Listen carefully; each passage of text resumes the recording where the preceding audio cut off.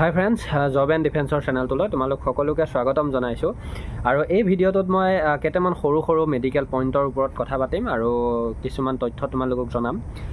বহুতে সুধি আছা যে দাদা যিখন আই চাৰ্ট, সেই আই চাৰ্টৰ কোনটো লাইন কি হয় আপুনি অলপ বুজাই দিয়ক, আৰু লগতে একদমে যিটো লাষ্টৰ লাইন, সেই লাষ্টৰ লাইনটোক কি বুলি কয়, 6x6 নে কি? তো এই কথাটো বহুতে বুজা নাছিল আৰু তাৰ প্ৰব্লেমটো কি মই ইয়াতে দেখাই দিওঁ।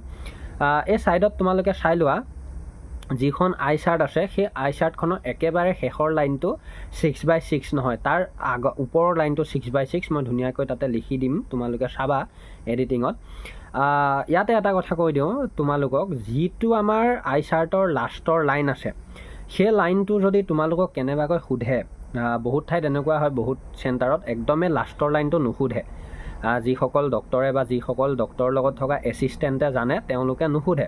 যদি তোমালোকক সোধে তেতিয়াহ'লে তাৰে মাজত যদি তুমি 3টা এলফাবেট বা 2টা এলফাবেটৰ মাজত যদি মাত্ৰ এটাহে ক'ব পাৰিছা, তেতিয়াহ'লে তাতে চিন্তা কৰিবলগীয়া 1% মানে কথা নাই। তোমালোকে ভাবি ল'ব নালাগে যে সেই লাষ্টৰ লাইনটোৰ মই এটাও ক'ব নোৱাৰিলোঁ বা এটাহে ক'ব পাৰিলোঁ, তেতিয়াহ'লে মোক আনফিট কৰাব।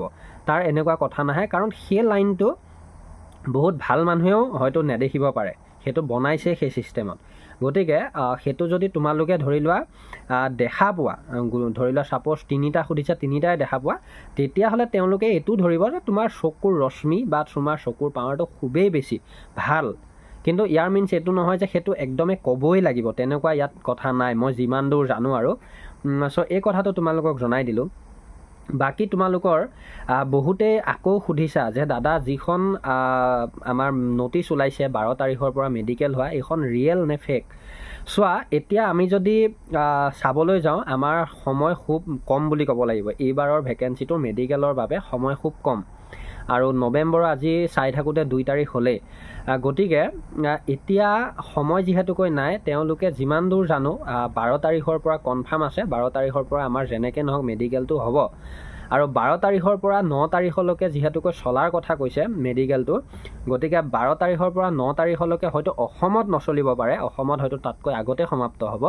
কিন্তু বাহিৰৰ যিবিলাক ৰাজ্য আছে, সেই ৰাজ্যবিলাকতো মেডিকেলটো 9 তাৰিখলৈকে চলি পেলাই তাৰপিছত হয়তো ডিচেম্বৰৰ হয়তো 15-16 মানে 15 পিছত 20লৈকে আমাৰ ফাইনেল মেৰিট আউট হোৱাৰ সম্ভাৱনাটো খুব বেছি পৰিমাণৰ আছে।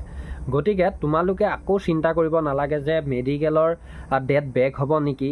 হয়তো বাহিৰৰ ইলেকশ্যনটোৰ বাবে আমাৰ মেডিকেলটো অলপ বেক হৈছিলে, কিন্তু ইয়াত ধৰা বন্ধা কথা নাই যে আৰু বেক হ'ব। যিমান দূৰ জানো সোনকালে পাতিবলৈ তেওঁলোকেও ট্ৰাই কৰিব। তাৰপিছতে মই আৰু এটা কথা কৈ দিওঁ, ডকুমেণ্টছৰ বাবেও মই প্ৰতিটো কাষ্টক লৈ ধুনীয়াকৈ এইকেইদিনতে আকৌ এটা ভিডিঅ' দিম, তোমালোকে সেই ভিডিঅ'কেইটা চাবা, চালে বহুতকেইটা কথা বুজি পাবা।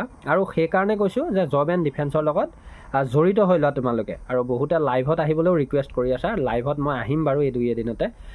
চ' তোমালোকে যিখিনিয়ে পাৰ্চনেল কিবা ইম্পৰ্টেণ্ট কথা থাকে, তোমালোকে ইনষ্টাত গৈ পেলাই মোক মেছেজ কৰিব পাৰা। যিমান পাৰোঁ মই ৰিপ্লাই কৰিবলৈ চেষ্টা কৰোঁ। মেছেজ বহুত থাকে, চ' সেইকাৰণে অলপ লেট হ'ব পাৰে। ধন্যবাদ ভিডিঅ'টো চোৱাৰ বাবে, আৰু পাৰিলে অলপ শ্বেয়াৰ কৰি দিবা। লগতে যিবিলাক ভিডিঅ' দিম তোমালোকে চাবলৈ চেষ্টা কৰিবা। ধন্যবাদ। জয় আই অসম।